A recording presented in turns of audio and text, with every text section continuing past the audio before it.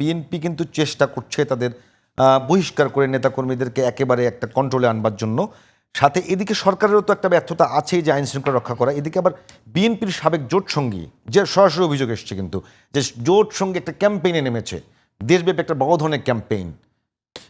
আমি বললাম এটা বাংলাদেশের রাজনীতিতে কেমন দেখছেন?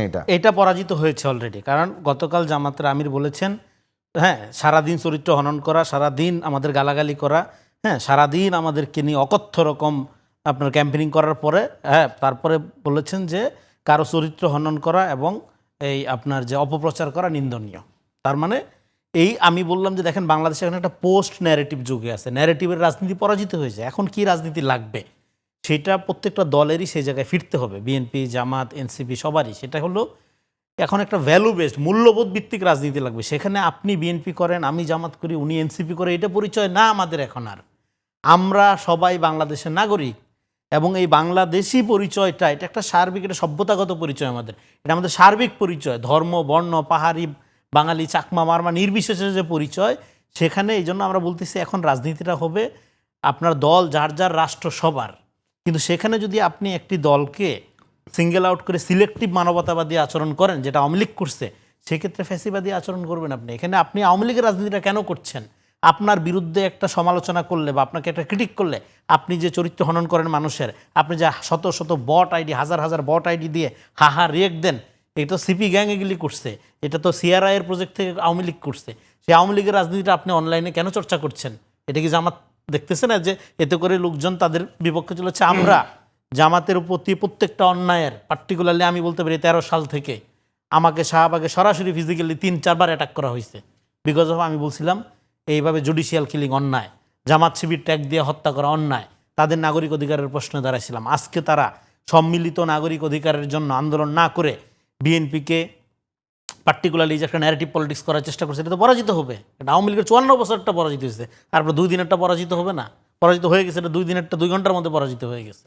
এখন আপনার ধরেন এই যে বিএনপি একটা বিশাল বিক্ষোভ করতেছে, ছাত্রদল যুবদল করতেছে, জামাত শিবির করতেছে, ক্যাম্পাসে গালিগালাজ করাচ্ছে, হ্যাঁ, এবং গালিগালাজ করায় বলাচ্ছে যে এটা স্বতঃস্ফূর্ত গালিগালাজ। নো, স্বতঃস্ফূর্ত গালিগালাজ ভাষা তো বাংলাদেশের রাজনীতিতে আমি বলি স্বতঃস্ফূর্ত গালিগালাজ না। কেন?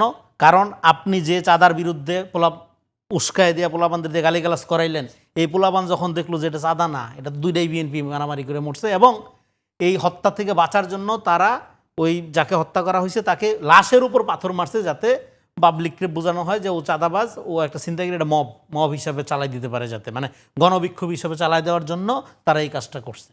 মারছে তো আগেই, হত্যা তো আগেই করছে, করে এনে এটা জনবিক্ষোভ বোঝাচ্ছে যে কি বিক্ষুব্ধ জনগণ ছিনতাইকারীকে মারছে।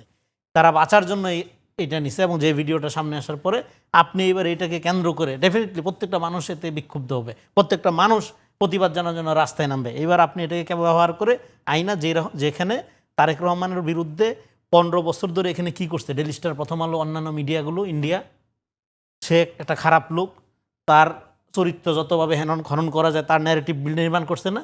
এবার আপনিও এই ইস্যুর সুযোগ নিয়ে পোলাপানদের উস্কাই দিয়ে আপনিও তারে গালিগালাজ করাইলেন। তাহলে আপনি 2টা কাজ করলেন এখানে। এক হইল আপনি এই যে 15 বছর ধরে যে এখানে এই আপনার ভারতীয় ন্যারেশন ছিল, এই রাজনীতিটা কন্টিনিউ করলেন। 2 নাম্বার আপনি যেটা করলেন, এই বিপুল পোলাপানের সাথে প্রতারণা করলেন। ঘটনা ঘটছে একটা, ইন্টারনাল প্রভাব বিস্তার, সন্ত্রাসের কেন্দ্র করে এই জঘন্য হত্যাকাণ্ড, বিভৎস হত্যাকাণ্ড, সেটার প্রদর্শনী আবার ভিডিওর মাধ্যমে।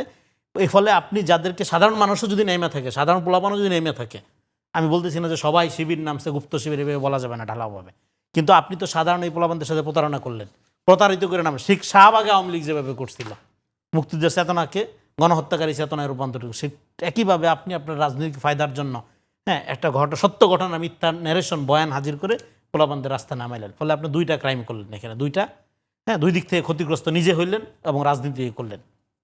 এবার তারেক রহমানের সমালোচনা করা যাবে না, তারেক রহমানকে অ্যাকাউন্টেবল করা যাবে না, তারেক রহমানের ক্রিটিক করা যাবে না, তার ভুল ধরা যাবে না, তার চোখে চোখ রেখে কথা বলা যাবে না? কি অবশ্যই যাবে, অবশ্যই করতে পারতো। এটা 5 তারিখের পর আমরা কাউকে ছাড় দেব না। আমরা আর কোনো ইলেকটেড কিং চাই না। এটা তারেক রহমানও তাকে নিয়ে আঁকানো কার্টুন শেয়ার দেয়নি। তারেক রহমান বলে নাই যে আমাদের ভুল ধরাই দেন, আমরা ভুলের ঊর্ধ্বে না। এবং তারেক রহমান তো কখনো ভিকটিম কার্ড খেলে নেই, উনি তো বলে নাই 15 বছরে আমি নির্যাতিত, হাসিনার মতো তো কান্নাকাটি করে নেই। ফলে আপনি একটা নেতাকে টেস্টেড হওয়ার সুযোগ দিলেন না, তাকে রাজনৈতিক ক্যারিয়ার শুরু করার সুযোগ দিলেন না, এখনই আপনি তার ক্যারেক্টার অ্যাসাসিনেশন যে শুরু করে দিলেন। এইবার আমরা এটার বিরুদ্ধে কথা বললে আমারে পার্টিকুলারলি বলা হচ্ছে তারেক রহমান আমাকে 2000 কোটি টাকা দিয়ে নামাইছে, তো অ্যাকাউন্টে বারবার চেক করি, হ্যাঁ টাকা তো বাড়ে নেই, 1 টাকাও আসে নেই।